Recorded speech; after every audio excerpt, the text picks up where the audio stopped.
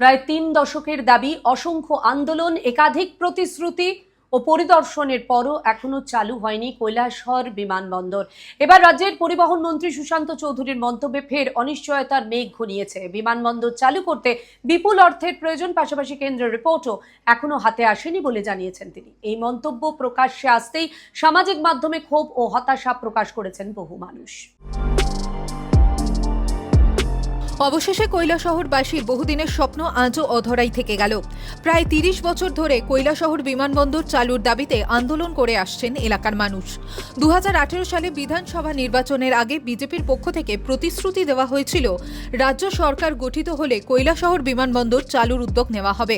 সরকার গঠনের পরও বিমানবন্দর পরিদর্শন, মাপঝোঁক এবং একাধিক বৈঠক হলেও এখনও বাস্তবে চালু হয়নি বিমানবন্দর।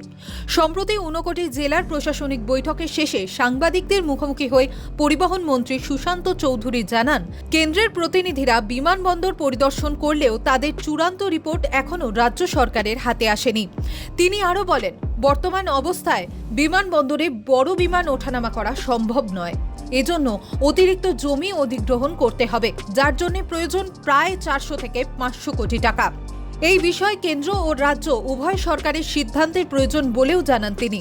ভারত সরকার থেকে প্রতিনিধি এসছে, অনেকবার ভিজিট করেছে। আপনারা জানেন যে জমি অধিগ্রহণেরও বিষয় রয়েছে।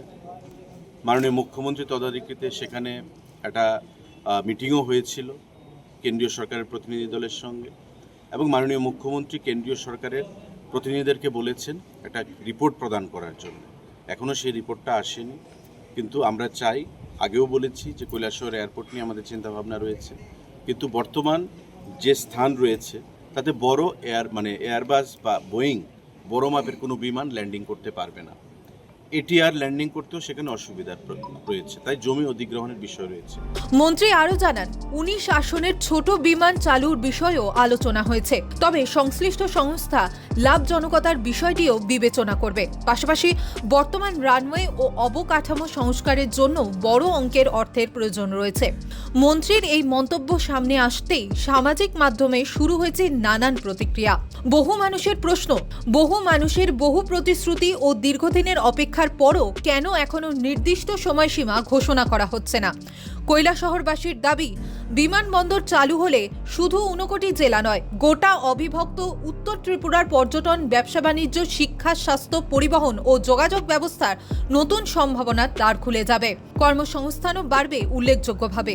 দীর্ঘদিন ধরে স্মারকলিপি, গণস্বাক্ষর অভিযান, মানববন্ধন আন্দোলনের পরও দৃশ্যমান অগ্রগতি না হওয়ায় মানুষের মধ্যে বাড়ছে হতাশা। এখন সকলের একটাই প্রশ্ন, কৈলাসহর বিমানবন্দর কবে চালু হবে? উত্তর ত্রিপুরাবাসী এখন সেই ঘোষণারই অপেক্ষায়। ত্রিপুরা থেকে দেবাশিস বসুর রিপোর্ট, সিএন ত্রিপুরা।